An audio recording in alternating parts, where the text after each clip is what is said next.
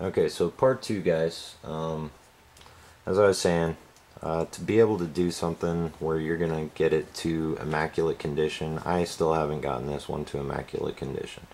On the back side of this, it's kind of hard to see, but I did get it to a mirror polish on this blade.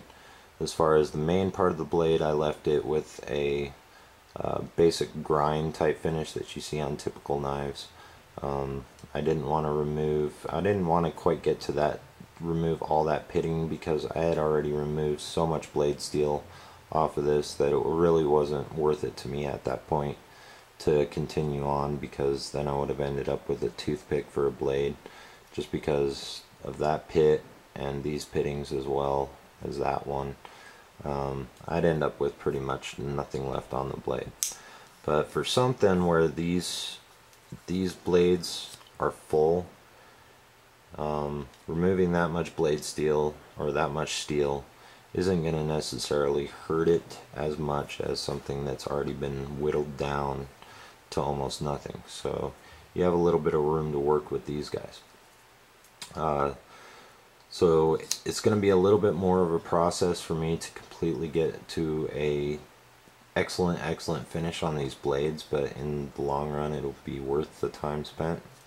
Now, as to his question, the Baseball 101, hold on one second. Baseball 101 Films, that's his YouTube site, or name. Life would be so much easier on me if I was able to depin this, take the blades apart completely, remove the entire thing, and be able to work on each piece individually. There's something else that I do use. It's called a it's basically a drywall finishing piece. I got this at the hardware store as well. You can basically put in the sandpaper, strop it down, and this is usually my piece that I typically strop with. So whenever I'm trying to get to a super fine edge on a knife, I will typically strop it across here and get the edge to the super fine edge. Now, I will also sometimes be using this on refinishing, just because it's easy for me to take outside. It's got a nice neoprene pad in here, so it does give a little bit of a roundness to the blade as far as the finish. So it's more or less that I'm giving it a oh, I can't even think about it, sorry guys, a convex edge. So in doing this, running it back and forth, I'm kind of rounding the blade. I can keep it completely flat, but sometimes I'll roll the blade because I'll want to get to that convex edge, just because it's a stronger, longer lasting edge. Plus it also kind of makes the knife look real good instead of just a normal flat grind. It shows a little bit of rounding to it instead of always just being square and everything else. But this is an excellent utility piece because it's easy to carry around with you. It's fairly easy to change out the sandpaper. It's not as easy as the sandpaper on a piece of granite or tile or whatever it is that you decide to use. I suggest granite because granite is typically the flattest and best surface that you're going to come across. It's going to cost you a little bit more than maybe a piece of marble, but in the end it definitely holds its weight as far as utility. It's very sturdy, it's hard to break, but with this I can take this anywhere. So I could actually throw this in my backpack and go to work and be able to, if I have a downtime, I can actually start working on my knife if I decide that I want to.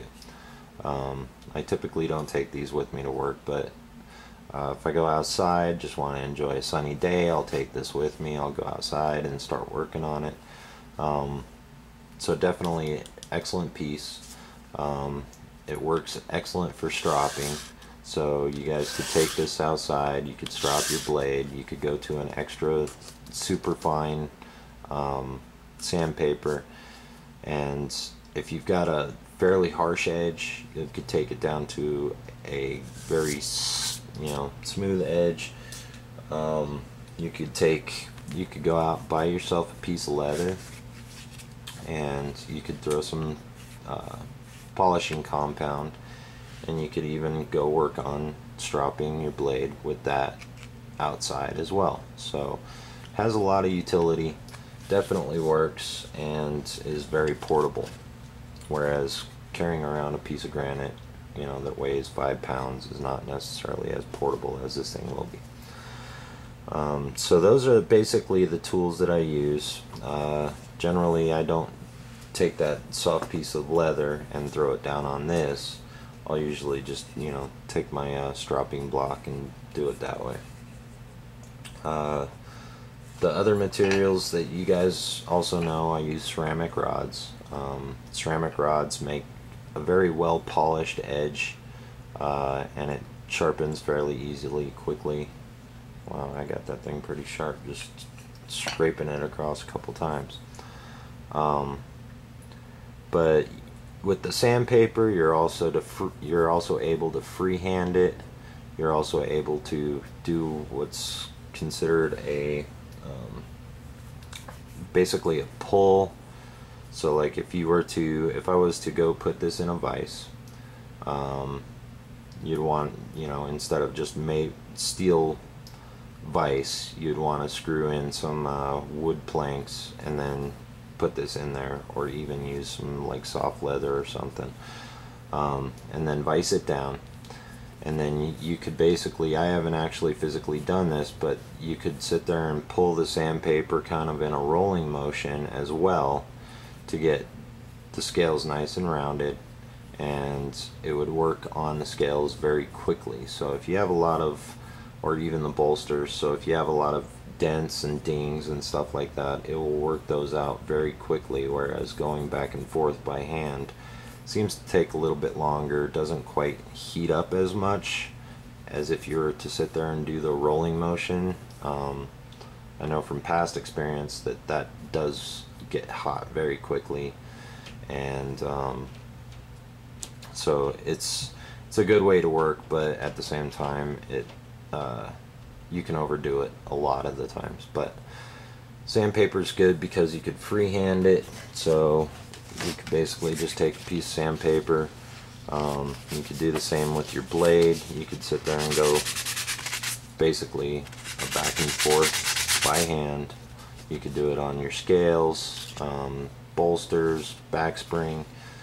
Pretty much you can do it with any knife that you want to work on as well. So it doesn't necessarily just have to be a slip joint that's old and rusted, but I'm just using these as an example. But there's a lot of ways that you could do it. It's very therapeutic. A lot of people, I don't know, I always have to be moving my hands. I always do. So it's therapeutic to me, whereas I've had people say to me before that it's a repetitive motion, it's bad for your joints, it's bad for your muscles, but I do everything repetitively. So I mean, my job requires a lot of repetitive work. It's more physical body wise, but it's not computer keyboards or anything like that. But I always have to be doing something with my hands. I don't know why, it's just always been a part of me, so it's very therapeutic for me to do this with knives. And I enjoy doing it. I like the end result, and so yeah, don't quite know where I'm going with that, but I'm tired. Just kind of wanted to do this video, give you guys a little bit of insight as towards the materials that I use. Maybe one day I'll actually physically do it in front of you with something that I want to work on at that moment in time. As for right now, I'm just kind of giving a little bit of background in case if any of you have some old rusted ones that you might want to work on. It's fairly cheap. It's a good project piece to work on, like if you're into models, stuff like that, most likely you've already got all the materials that you need. So, you know, model cars, model planes, something that you gotta sand, paint, stuff like that.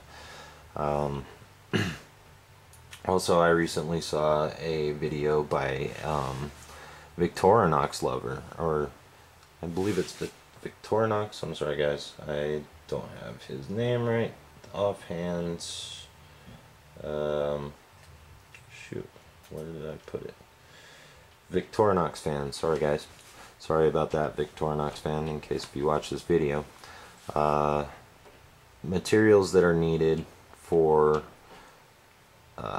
basically, if you're a knife collector, he had listed the things that you would want as being a knife user, knife collector, 3 vital things. He listed the oil, he listed a sharpening system, and I'm sorry, I can't remember the other one. It's completely split my mind right as of now, but these are some other things that if you decide that you want to get into slip joints would be excellent materials. It's fairly cheap. It can take a lot of time in your day if you have nothing going on and you're just bored out of your mind. Definitely very good stuff to get. So yeah, you want to definitely be doing that. I also have one other shout out that I'd really like to do right now. Actually, I've got quite a bit. Cutlerylover did a nice stropping video showing people how to strop. Let's see here. Who's the other gentleman? I'm trying to find it. Hold on one second, guys. He's new to me. He just recently subscribed to me, and I'm trying to find him here. Hold on one second. Well, lost his name completely. Oh, here it is. Okay. A hippie with knives. Sorry buddy, I haven't gotten around to watching much of your videos. I do appreciate the shout out. He did a shout out type video on my recent shaving video with the Spyderco Persian, and I really appreciate it, buddy. It was very cool of you, considering we've never really talked or anything like that. I will get around to watching some of your videos.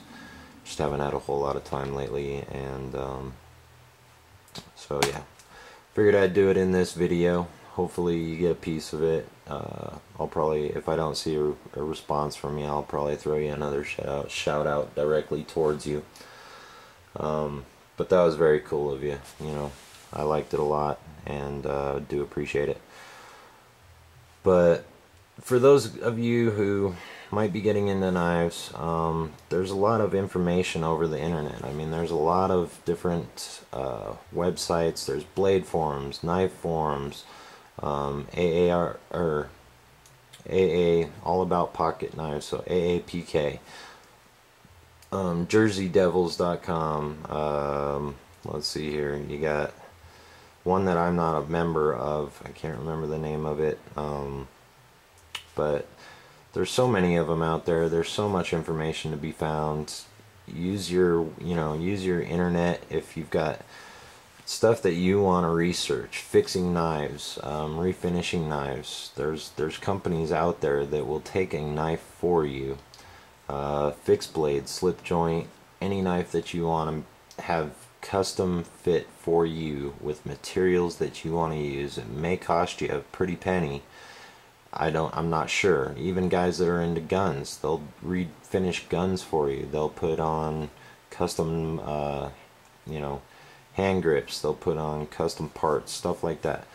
There's so many sources out there that are available to you, and I suggest going to them and using them if you're wanting to save something that's an heirloom, such as Baseball 101 films. So